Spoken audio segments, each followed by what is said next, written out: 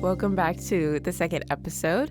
I'm sitting here with Araya West again and our secret guest, Penelope. Hey, guys. Hey, Araya. Hey.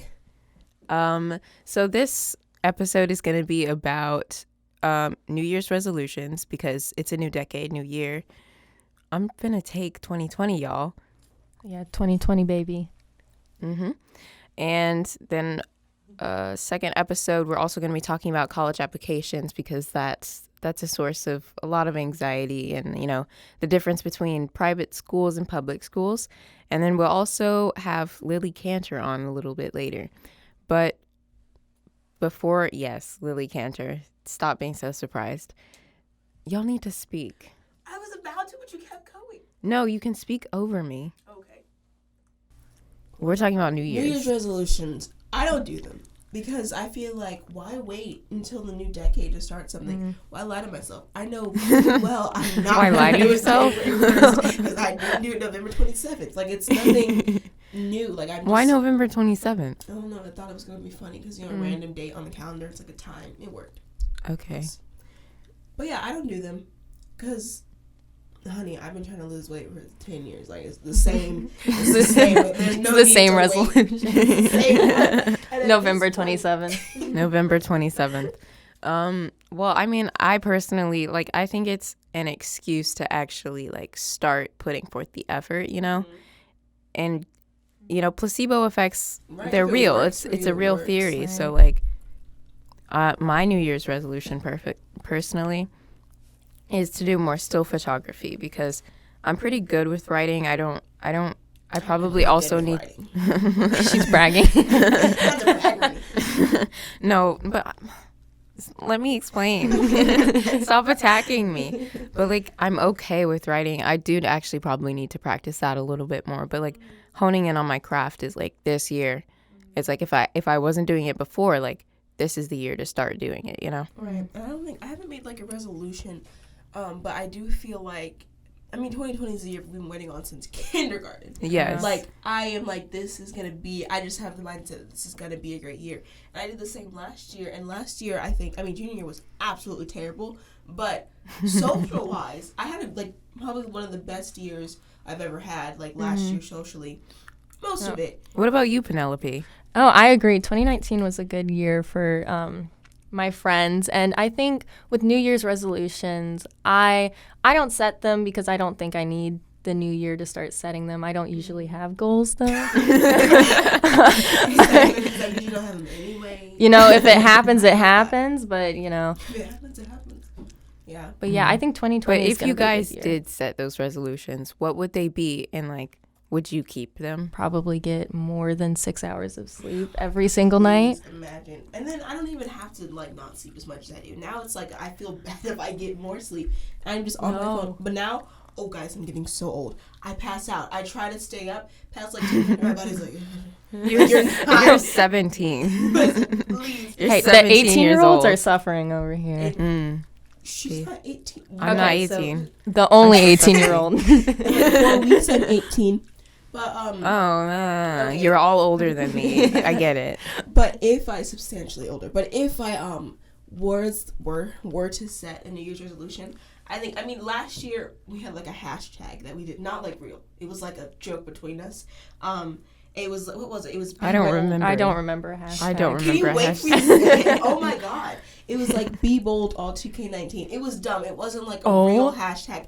It was like after making a dumb. I remember using stupid that. high school things like you're like, oh, this guy's cute. Let me let him know. Like not Be slide bold, in, guys, be bold. but slide up. You would do it and then you would screenshot it, send it to your friend, and be like, be bold all 2K19.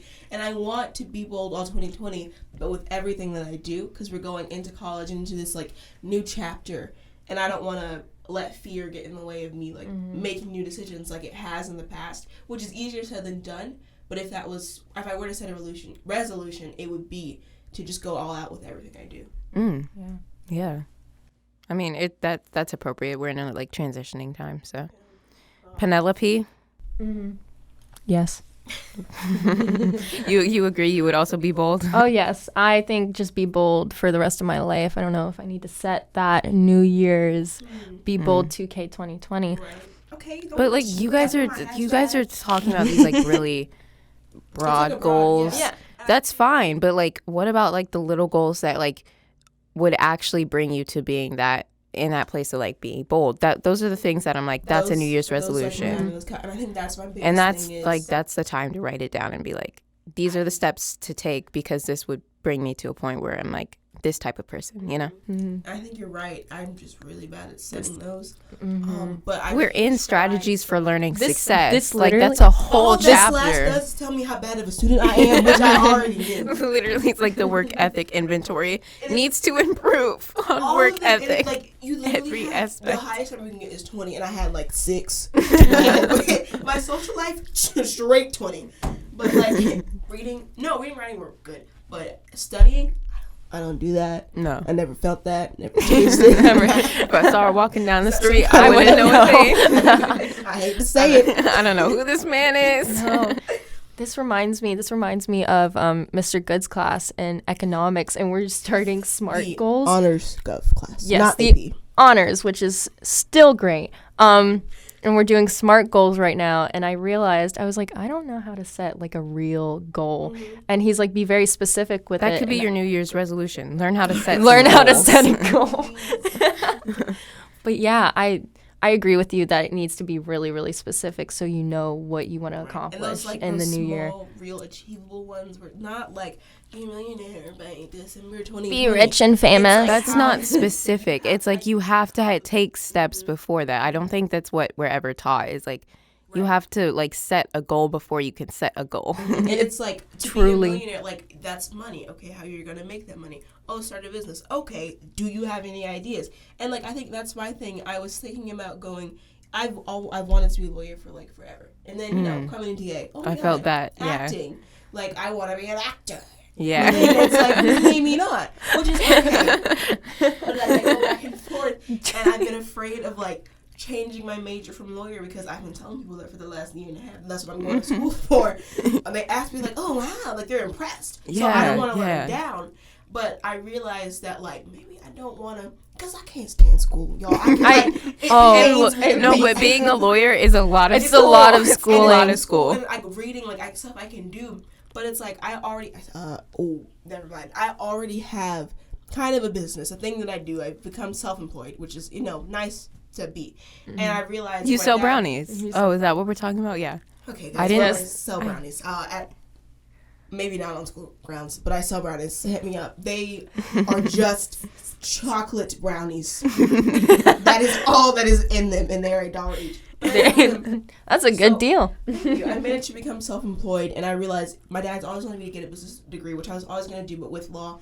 And it's why not just go into school for business and find out how to just take over what I already have and make it bigger for myself. So that way, it's like by the end of You're gonna start a brownies business. I would like to start a full bakery because I decorate cakes and stuff too. So I think just start, like, I'm already at a place where I scrap that and start over when I don't have to. And what if in 3 years I'm like, I don't want to do this anymore? When I'm a lawyer, I've just wasted not my own, it'll be my own money. They made clear that I'm paying for it. But I wasted money taking these classes. Yeah, a lot of money. I have like a business. Yeah. Why not screw it? So. All right. Yeah. And you got into Stetson. I didn't get into my number one. It's very expensive though. I've gotten into 5 schools, guys, but it is 6. I'm waiting on UF, but I think I made my decision.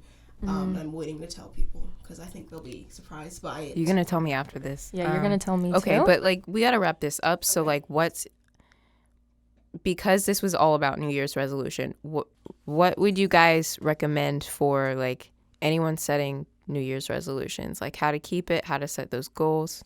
I think make it as specific as possible, like we talked about earlier, and just making sure you stick to it every single day, even if you aren't doing it every single day, just making sure that you won't lose that because you want to achieve your goals and you want to start off the new year with a good start. I started strong, started right, and to add on to that, even if you do fall off the wagon, as they say, don't be afraid of that and just always get back on is the important thing because a lot of times we're like, I want to reach this goal, and once reaching a goal, we all know it takes ups and downs, hills and valleys. So if you mess up a little bit or you don't do something every day, that doesn't mean don't do it at all. Don't stop then. Keep going. Get back on the wagon. Period. Thank you. Gospel truth. Thank you, Araya and Penelope. Thank you for having us. Of course. Maybe we'll see Penelope again. I don't know, but you're I think always I welcome, should Araya. come back on. You should, Guest. maybe. She's a guest. Maybe. Co-host.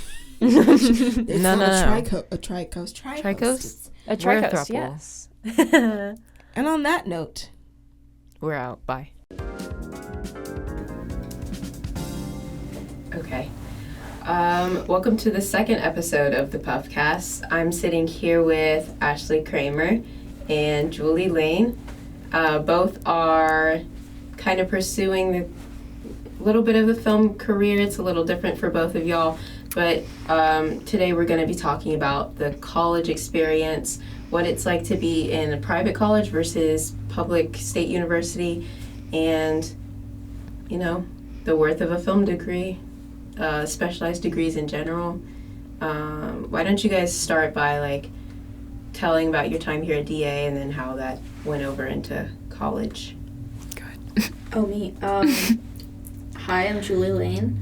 I came over here. I was originally in theater in my freshman year, and then I transferred over to film in my sophomore year, which was a big transition because wasn't like very experienced at all, hazed a lot, but I even though it was a much bigger workload than theater, I don't know, I really appreciated slowly I got the hang of it into my junior year because the teachers were really patient with me, like Dr. Thayer, Mr. No, Dr. Serenati. They're all really patient with me, and they really and I knew that I had to increase my work ethic if I wanted to catch up with everyone else. So they helped me, I guess, kind of craft the work ethic that I have now. And yeah, I really thoroughly enjoyed the film department. I felt like I had a tiny little community here that I felt very a part of by the time I graduated. And I think it gave me a lot of drive for when I entered college. Hi, I'm Ashley Kramer. I was in film at DA for all 4 years that I was here, and I kind of came in here also not knowing a ton about film. Like, my experience was limited to Sony Vegas, editing a fake Star Wars trailer on Sony Vegas in junior high. Yeah. But I really loved it here so much. I found that I grew a lot, both personally and as an artist. I learned so much about responsibility and work ethic, like Julie said. But I feel like film is definitely a really special place at DA because it is such a small department, so you really get to know everyone so well. And yeah. Okay, and for our viewers, Julie, you go to SCAD, Savannah College of Art and Design, and Ashley, you go to UCF. Can you kind of talk about what your major is specifically, and then go into what you're hoping to accomplish by the end of college? My major is of animation, but there's different concentrations in the animation degree. So there's 3D animation, 2D animation, and then storytelling and development. That's my concentration, which is about it's about creating the look of the film, writing the script, making the storyboard. Mostly everything about pre-production before the animators actually start animating it. So, by the time I finish college, I would like to have a pretty rounded portfolio, and I'd also really like to get close enough with my teachers where I can maybe be offered some internships, or I'm also thinking of maybe transferring to the Atlanta campus so I can be closer to their branch of Cartoon Network there, because that's kind of my goal. But yeah. So my major is entertainment management, which it's pretty broad. Like there's a pretty wide array of students that are in there. Like there's people like me who are more in like a film broadcast media type of background. There's musicians, there's traditional artists, and there's also people who are just looking to get something more creative than a traditional business degree. They definitely give you like a lot of different avenues to pursue, and especially the faculty in the program is very well-rounded. Like a professor I had this semester used to do stunt work on films for like 20-something years, and there's people who are like music producers for years. And I think after college, it's hard to say. I feel like I'd be very interested in going into like production management or producing for TV. Yeah, I don't know. I recently have become a lot more fascinated with the idea of like long form content instead of just films per se, but obviously film is still something I enjoy a lot and would be happy to work on anything. Just having a job is good. You said like there are a lot of different like options and tracks that you can go down.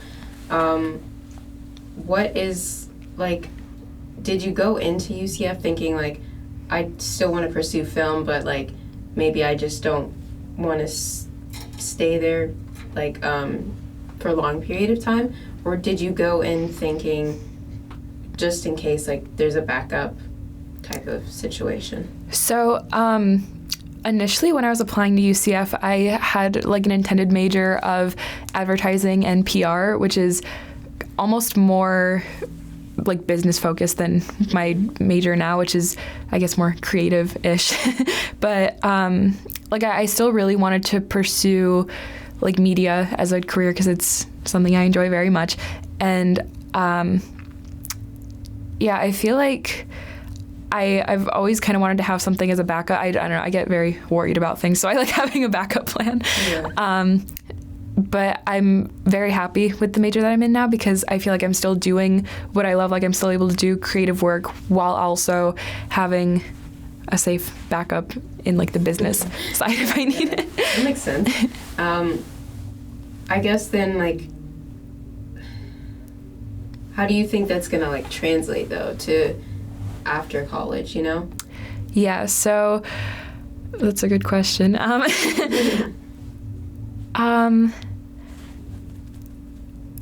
Sorry, No, a second to think about this. I'm hoping it helps me to like present myself as a more well-rounded candidate if I'm going for like a job or something, to say like, oh, I do have this experience with, like, I know how to read a contract, I know how to like cast something, instead of just saying, oh, I know how to like work a camera. So I'm hoping it offers me a more well-rounded presentation of myself as a creative person.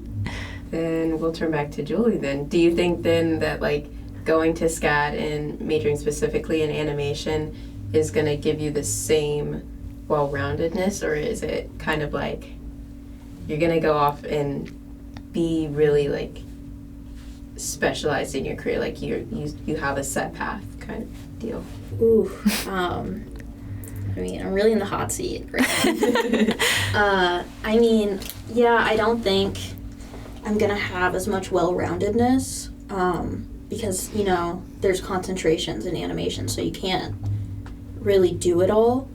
I mean, yeah, I would have like a very specialized career, but what I'd like for my time, like by the end of college, is to have a well-rounded portfolio that has like a lot. So, you know, I maybe have like character model sheets. I have, because, you know, I'm mostly into developing a story and like coming up with characters.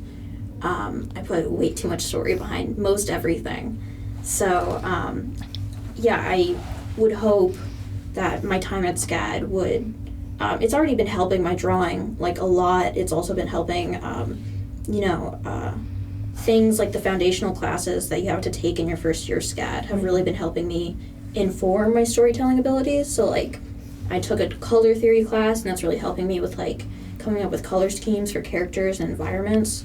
So I'd like to have like a very large and well-rounded portfolio from all of my classes by the time that I leave SCAD, so that so that even though my job is very specialized, I have like a lot of experience in different things. Yeah. So let's start away from like the existential stuff. Thank you. Let's talk about costs and money. Yeah. That's somehow less stressful. Julie, you go to a private university. Can you talk about like the financial aid and, is paying for a very specialized college, more stress for you? Oof, yeah. Yes. Yeah, scholarships was very, very important to me. My mom is looking at me from outside of the window. She can hear me.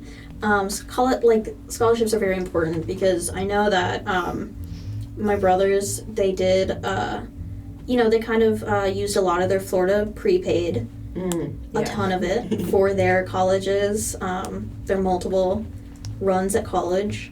And so I definitely needed, I needed some cushion. And thankfully SCAD, it's like, not only they accept Florida prepaid. Yeah, they do. So that's very helpful. And also, from just good grades and also from your portfolio, because some people don't realize that they can submit a portfolio and get a scholarship from their portfolio. I didn't have as impressive of a portfolio, so I didn't get as much scholarship money. I got more scholarship money from my grades, and that's also very helpful. But I think if you're willing to go to a private school, especially one like SCAD, where you're going to have to take foundational art classes regardless of your major, so you're going to have to spend a lot of money on art supplies, it's important to get creative on ways to cut down on costs. So the college store is very helpful, and for your classes they do try to pressure you into buying kits, which are just like the teachers curate all of the art supplies you'll need for that class, and they make you buy it. But sometimes you don't even use the art supplies that are in there, or sometimes you don't need as much that they put in there. So there are a lot of used art supplies stores around Savannah. There are thrift stores.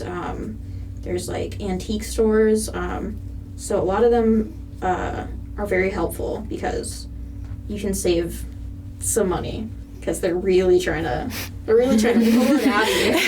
As far as like scholarships goes, because you said they accepted Florida prepaid, and I know they also accept a little bit of Bright Futures. Did you go outside of like those types of scholarships? Did you reach for like those types of outside grants? Yeah, I got I think a tiny bit of money from Women in Television. Oh, yeah. Yeah. Yeah, we both got that. Which is a group here in Florida, I believe. But like, I mean, SCAD, they offer a lot of scholarships. You just have to apply for them. Good to know. And the state school, how stressful was like getting the money for you? Because it's definitely significantly less than SCAD. Yeah, so with like in-state tuition, and I had the 75% tier of Bright Futures and like a few like outside scholarships. Luckily, majority of my like cost for the semester was housing, but I feel like UCF especially, like I think something just came out in some magazine where it was ranked like one of the best value colleges in Florida, which is, I mean, I'm personally experiencing that. I would agree with that I think it's like a good place to go to school. Like I'm really enjoying it there while also not being terribly expensive. I mean, there's definitely like a similar thing. Like if you go to the bookstore, they'll try to charge you so much for everything. But I think they do understand that a lot of people are coming there because it is an affordable school, but they do still try to give you that same quality for a lower price. Cool. Well, thank you so much for joining me. I hope that you guys get to hear this very soon. Good luck in college, and I hope you guys, succeed. Thank you so much. Bye.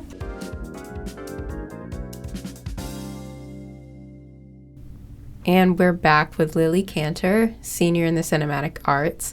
Last episode, we talked with Dallas Thompson about his major, and now we're with Lily, who also has a major. Will you kind of tell us a little bit about your film? So, hi, by the way. Hi. My film is a comedy, and it is a monster movie. I had the idea for it back in March of last year, probably, and have been slowly developing it into what it is now. Many characters have changed.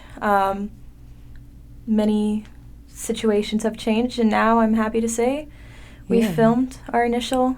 Okay, so can you kind of go into the story of your film? Not necessarily like going into depth, but maybe the cinematic process for you, the process of getting it from pre-production to production. Like how I wrote it, or just how I got the concept and like ran with it into production? Kind of a synthesis of both. Like, okay, yeah. Because we had, well, not we, me. I had, again, I started this story back in March. I had the idea for it, and it took so many turns. And by the time I pitched it at pitches, my story was very different from where it is now. It was originally about a birthday party for the Gill Man. That was one of my favorite. I essentially had started watching all the classic Universal monster movies, and so that was your inspiration. That was a huge inspiration for me. How I don't did you like horror movies. I don't like horror movies, but I just started like watching some of them out of the blue and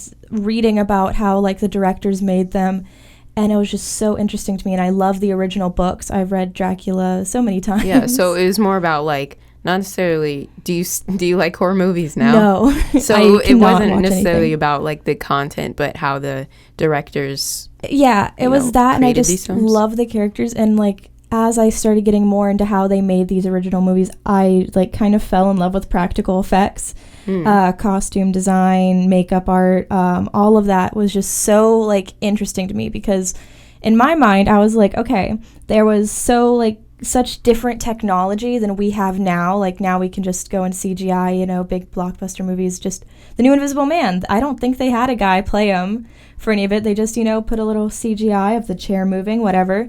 But back then they had to like think of practical ways to do everything, which is how we do filmmaking. So that was kind of the gravitation for you, was like the craft and the putting actually energy into it, Yeah, because I was thinking I can't do huge CGI things. Yeah. We don't have the budget for that. No, but I can, like for the Invisible Man, I can wrap him in bandages, and then when he takes it off, a thing that they did for the original movie was they would have him in front of a black background, and they put Claude Rains, who's the actor, in a black suit.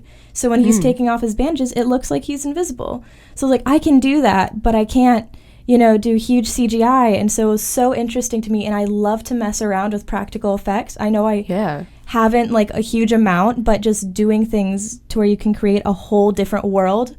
I feel like so many student films, and this is no like shout or anything, but I feel like so many student films focus just on here, and it's so much more interesting to explore like everything that can be, and that's like fantasy and like that's really cool.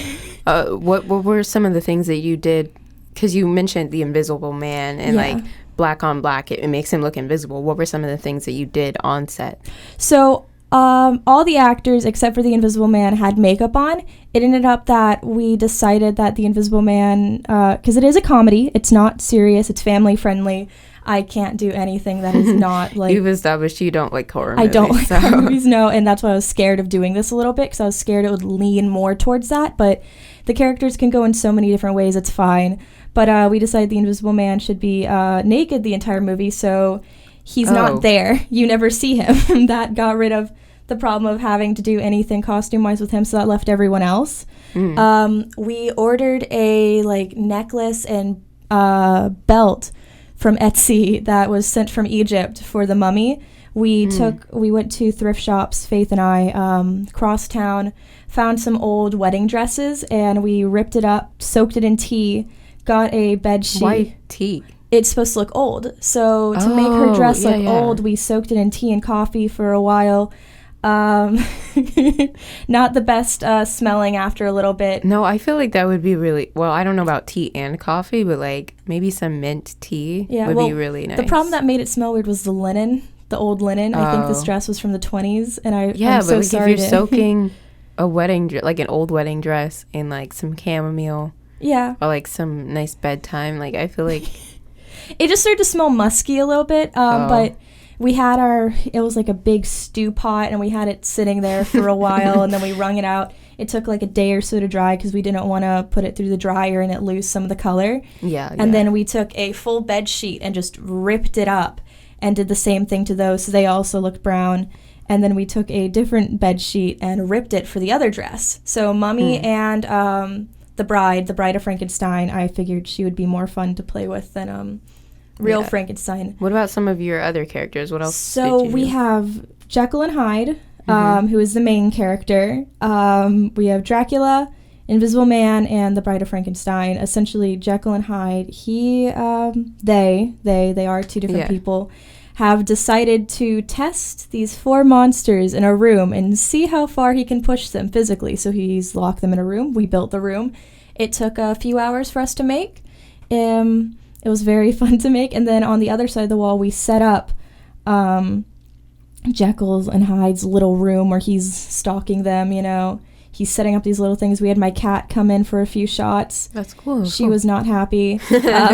So my cat will be on screen.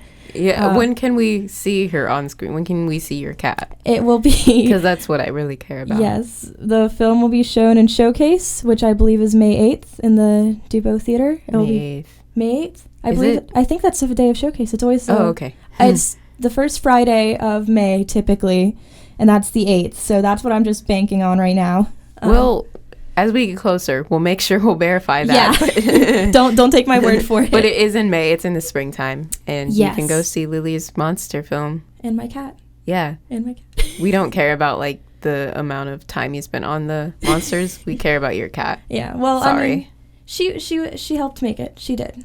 And it was very fun. The big finale, if you will, is very fun to make. One to die for, you might say. One to die for sure. It was. Yeah, that was so good. I'm sorry, that was so good.